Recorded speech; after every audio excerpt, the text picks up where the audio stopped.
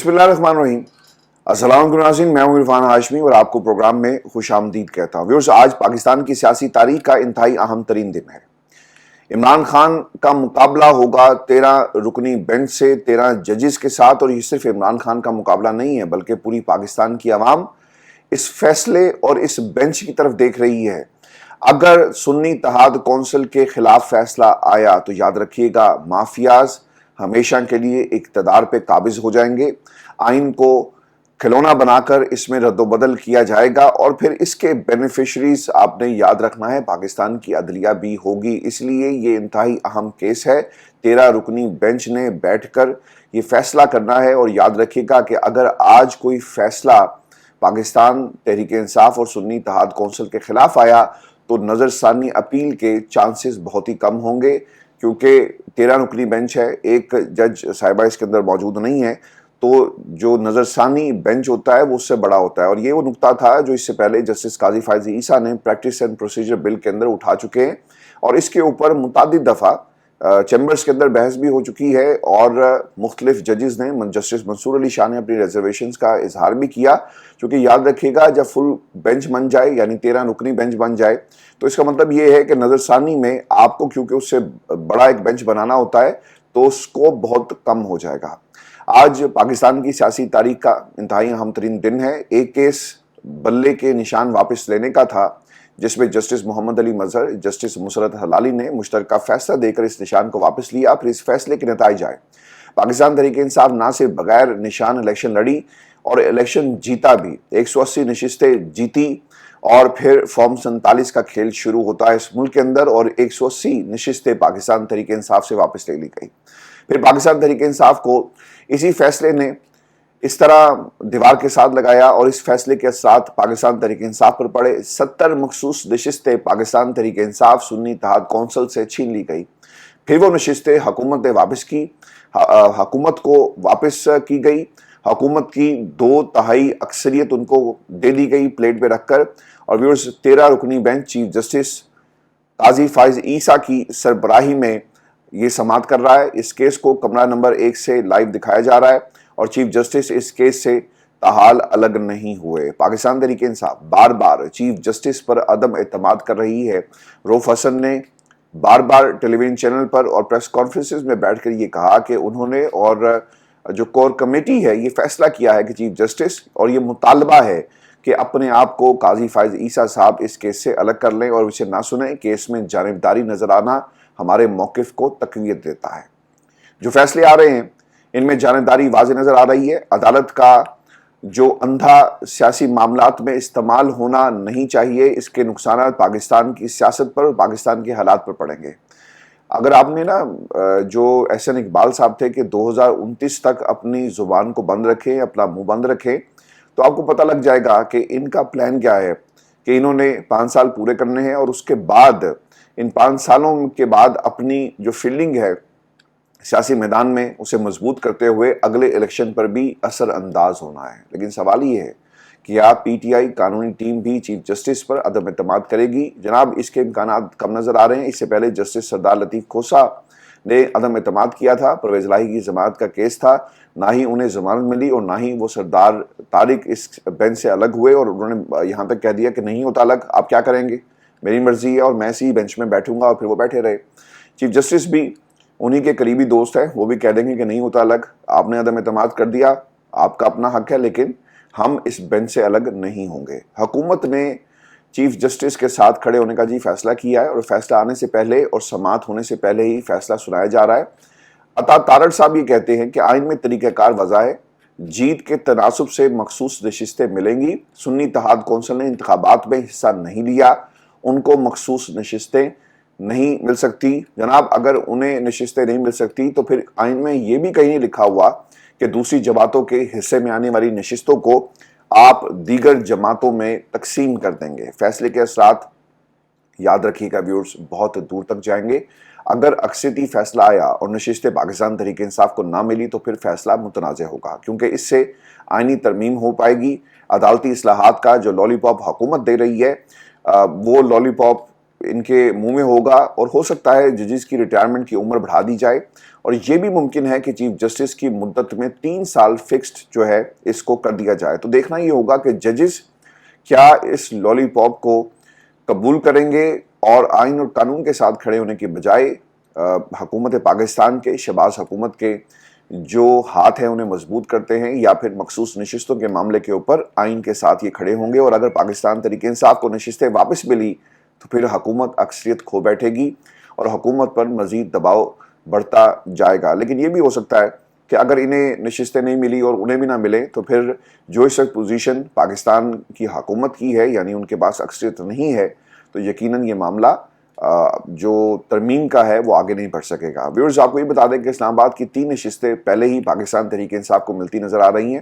Lahore high court سے بھی تانیہ والا کی جو سیٹ ہے وہ پاکستان تحریک انصاف کو واپس مل گئی۔ الیکشن ٹریبونل سے مزید فارم 47 والے اس وقت بے نقاب ہو رہے ہیں، تو حکومت کے لیے کوئی اچھی خبریں نہیں ہیں، یعنی شہباز حکومت کا تختہ جو ہے وہ اگر نشستیں واپس ہو گئی تو الٹ جائے گا۔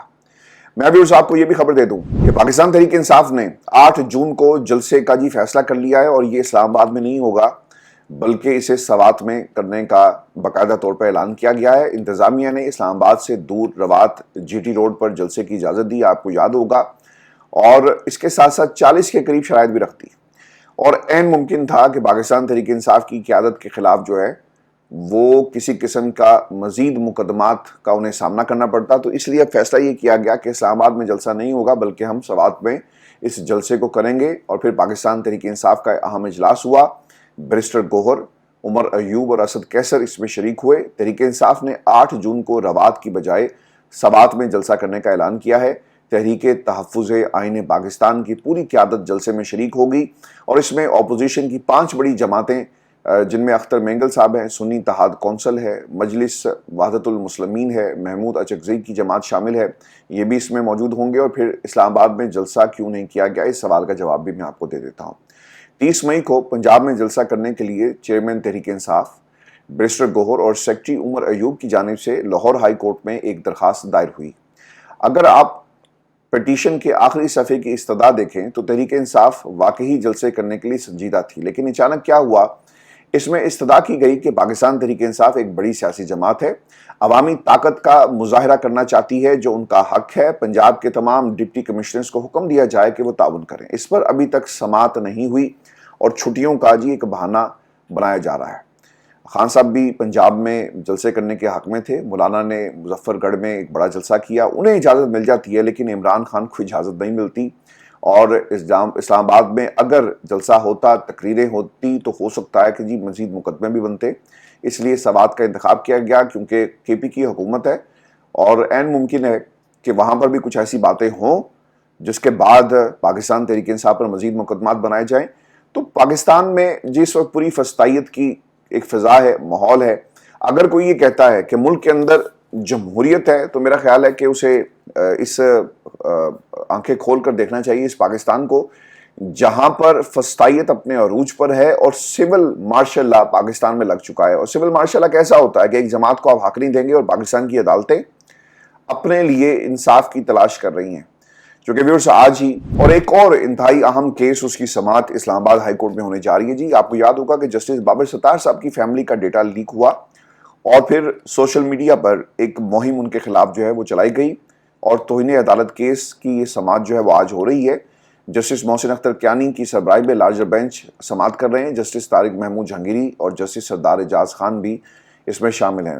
رجسٹرار آفس نے اسے پہلے 6 جون کے لیے مقرر کیا تھا، لیکن اب اس کی سماعت آج ہو رہی ہے، اور عدالت نے F I a, P T A اور آئی بی سے رپورٹس ہیں وہ طلب کر رکھی ہیں۔ جسٹس کیانی احمد فراد کیس میں آپ کو یاد ہوگا انہوں نے انتہائی اہم ریمارکس دیے، اور اس کے بعد وہ لائم لائٹ میں بھی آئے۔ لاپتہ افراد کے کیس میں وزیر اعظم تک بلانے کی بات وہ کر چکے ہیں، اور جسٹس بابر ستار کے خلاف سوشل میڈیا پر مہم چلائی گئی، اور ان کی فیملی کی نجی معلومات جو سوشل میڈیا پر شیئر کی گئی، اور کہا گیا تھا کہ وہ اور ان کے گھر والے امریکی شہریت رکھتے ہیں۔ اس پر فیصل واڈا نے پریس کانفرنس کی۔ فیصل واڈا نے اسلام آباد ہائی کورٹ کو خط بھی لکھا جس میں پوچھا گیا کہ جب بابر ستار نے اپنی شہریت کے بارے میں معلومات چیف جسٹس اطہر من اللہ کو بتائی تو اس میٹنگ کے منٹس ہمیں دیے جائیں۔ پھر اسلام آباد ہائی کورٹ کا اس پر جواب آیا. انہوں نے کہا کہ اس طرح کی میٹنگ سے کوئی منٹس ریکارڈ پر نہیں ہوتے. پھر مصطفیٰ کمال نے پریس کانفرنس کی کہ دوہری شہریت پر سوال اٹھائے. پھر کامران ٹیسوری نے دوہری شہریت پر سوال اٹھائے. پھر نون لیگ کے بیرسٹر عقیل اور بیرسٹر دانیال چودھری نے پریس کانفرنس کی. اس کے بعد اون چودھری نے پریس کانفرنسز جو ہیں وہ کی، یعنی ان سے کروائی گئی، اور ایک منظم مہم جسٹس بابر ستار کے خلاف چلائی گئی کیونکہ وہ آڈیو لیکس کیس کی سماعت کر رہے تھے. انہوں نے ایف آئی اے اور پیمرا پر جرمانہ کیا کیونکہ ان اداروں نے ان پر عدم اعتماد کیا تھا. تو پاکستان کی جو اسلام آباد کی ہائی کورٹ ہے، جب ہم یہ کہتے ہیں نا کہ انصاف عام آدمی کو ملنا چاہیے، یہاں پر انصاف پاکستان کے ججز کو بھی ملتا ہوا ہمیں نظر نہیں آ رہا. ویورز یاد رکھیے گا کہ آج کا دن پاکستان کی سیاسی تاریخ کا انتہائی اہم ترین دن ہے، اور اب یہ فیصلہ ہونا ہے کہ پاکستان کا عدالتی نظام کس کے ساتھ کھڑا ہوگا اور کس کے ساتھ کب تک کھڑا رہے گا. اگر آج آئین میں ترمیم کا اختیار، یعنی یہ جو مخصوص نشستوں کا معاملہ ہے، اس میں حکومت وقت کے بازوؤں کو، ہاتھوں کو مضبوط کر دیا گیا، تو یہ پاکستان کی ہار ہوگی، پاکستان کی عوام کی ہار ہوگی، اور ان تمام سیاسی قائدین اور سیاسی رہنماؤں کی جیت ہوگی جو اس وقت پاکستان کو، پاکستان کی عوام کو ان کا حق دینے میں ناکام رہے. آپ کی حکومت آ گئی، اس سے پہلے بھی آپ کی حکومت تھی، لیکن عام آدمی کو ریلیف نہیں مل سکا. اگر اس ملک کے اندر کسی کو ریلیف ملا اور کسی کی خواہشات پوری ہوئی ہیں تو وہ ہیں سیاسی جماعتوں اور ان جماعتوں کے قائدین اور ان قائدین کے بچے جو اقتدار کی کرسی تک پہنچ رہے ہیں ایک ایک کر کے، اور تیاری کی جا رہی ہے پاکستان کو ایک مکمل شکارگاہ میں کنورٹ کرنے کی، اور شکاری نکل پڑے ہیں، اور اب ان کے بچوں کو بھی تیار کیا جا رہا ہے کہ وہ پاکستان کی عوام کا شکار کریں ان شکارگاہوں میں، اور پاکستان کی عدالتیں ان کا ساتھ کیسے دیتی ہیں، اس بات کا آج فیصلہ ہونے جا رہا ہے. اسی لیے دیکھنا یہ ہوگا کہ قاضی فائز عیسیٰ صاحب اپنی عدالت کا بھرم رکھتے ہیں، آئین پاکستان کا بھرم رکھتے ہیں، پاکستان کی عوام کا بھرم رکھتے ہیں، یا پھر اپنی ایکسٹینشن، اپنے جو ساتھی ججز ہیں ان کی مدت ملازمت. چونکہ اگر یہ ہو گیا اور مخصوص نشستیں ان کو دے دی گئی تو پاکستان کے لیے آنے والے دنوں میں مزید مشکلات مجھے نظر آ رہی ہیں، چونکہ عام آدمی کو ریلیف نہیں ملنا. جی انہوں نے ایسی ترمیم آئین کے اندر کر دینی ہے جس سے ان کے اپنے خاندانوں کو فائدہ ہوگا، ان کے اپنے سیاسی کریئرز بنیں گے، اور پاکستان کی عوام اسی طرح جو ہے وہ اس نظام سے لڑتی ہوئی نظر آئے گی. یہ زیادہ سے زیادہ کیا کریں گے کہ جب عوام پر کوئی مصیبت آتی ہے نا تو یہ جا کر تصویریں بناتے ہیں. ان کا پورا پی آر میڈیا جو ہے وہ ان تصویروں کے ذریعے پی آر کرتا ہے، اور بڑے بڑے بھاشن دے کر یہ اپنی کرسیوں کو پکا کرتے ہیں. اس کے علاوہ ان کو پاکستان کی عوام سے کچھ لینا دینا نہیں ہے.